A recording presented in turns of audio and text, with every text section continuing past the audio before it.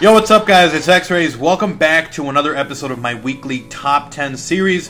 For you guys that want to participate and be a part of this, all you have to do is follow me on Twitter, and when I do tweet out that I'm looking for a certain type of gun, perk, attachment, kill streak, stuff like that, then of course you guys have the option to tweet at me using the hashtag OGsTop10, and you have a chance to be on this episode. I do feature your tweets on the screen at the bottom of the screen, so if you guys want to be a part of this, and also if you have a suggestion for what topic you guys want me to cover next week, please leave it as a comment, or go ahead and feel free to follow me and tweet me what answer you have or what topic. So anyways, with that said, today's top 10 is actually going to be the top 10 maps in Call of Duty history. Again, keep in mind these were all suggestions from my followers on Twitter. I do have some maps that I prefer, but I use the ones that my followers gave me and I put it in the order of most favorite to my least favorite of these maps. So with that being said, let's jump into our number 10 spot, which is going to be Upheaval from World at War. So for you guys that don't know what map this is a map in World at War that was actually pretty cool. There was a lot of different houses, and it was actually a map that you saw a lot of snipers on.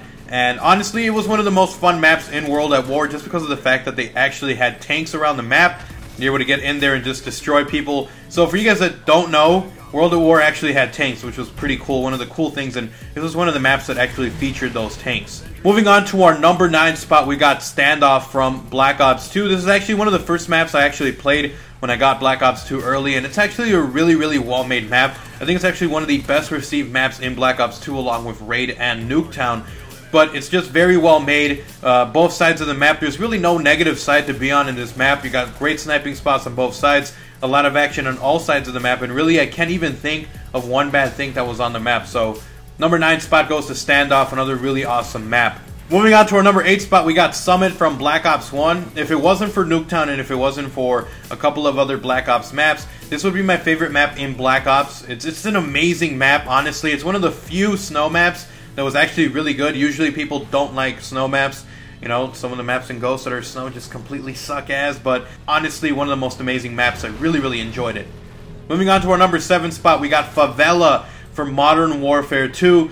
This might be a bit of a nostalgia trip for me, possibly for some of you guys, and honestly, this was one of the most fun maps I had on to play as well. You know, it's in Rio de Janeiro, and it's just an amazing map. Honestly, I don't know if it's just a nostalgia factor, but I had a lot of fun on this. I know a lot of trick shotters had a lot of fun on this one as well. It was a really awesome map for trick shotting, or if you hated trick shotters, then it was possibly your worst map to play on. But honestly, I really love this guy, along with a couple of other Modern Warfare 2 maps that you might see on this top 10. Moving on to our number 6 spot, we got Dome from Modern Warfare 3. We know that these small maps usually do make it to the top 10 of anyone, really, because they're small, they're high action, they're really fun. And Dome was another one of the fan favorites. If Dome came on there, it doesn't matter what other map it was being shown up against in Modern Warfare 3, Dome was the map to be in. It was the Nuketown of in Modern Warfare 3, it was the Nuketown of Infinity Ward, and even came back in Call of Duty Ghosts.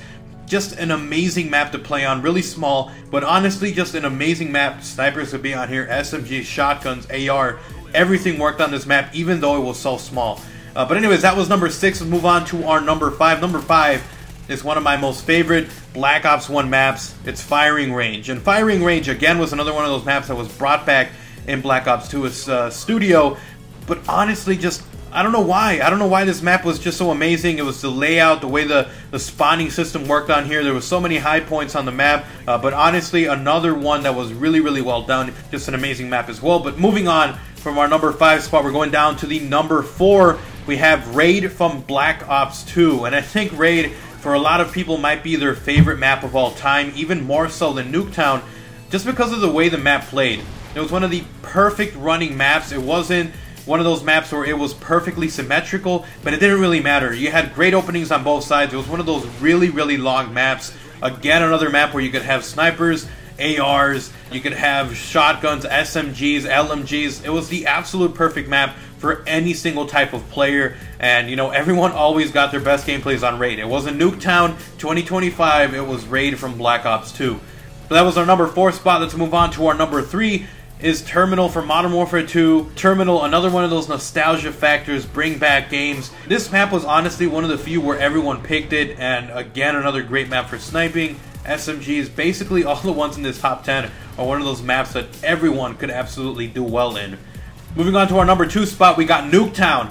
it has to make it. It's just one of the most fun maps, one of the most hectic maps of all time. Even the worst players who could do completely terrible, you know, found themselves getting quite a bit of kills on here. I mean, they might have gone double, triple, negative, but that was a number 2 spot. And of course, moving on to the coveted number 1 spot, we've got Rust for Modern Warfare 2. And there's actually a meme going around right now that's like basically people saying, you know, if we had a problem, this is where we would deal with it.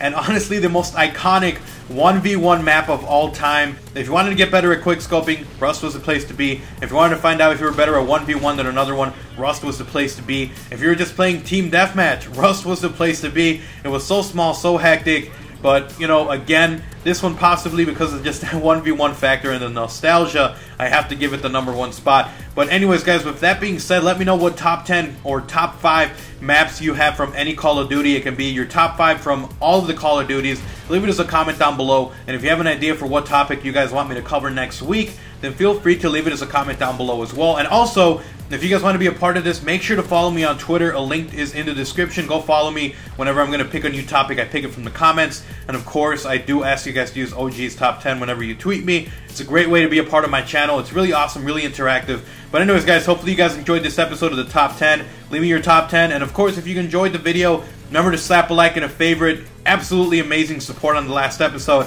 So if we could get another 600 or maybe even 700 likes on this video, that would be absolutely amazing, guys. But anyways, slap a like and a favorite. If you're new, remember to subscribe. I do these every single week, and I have just a ton of other great content that I do upload daily. But anyways, guys, until next time, I'm Xrayz. I'm out.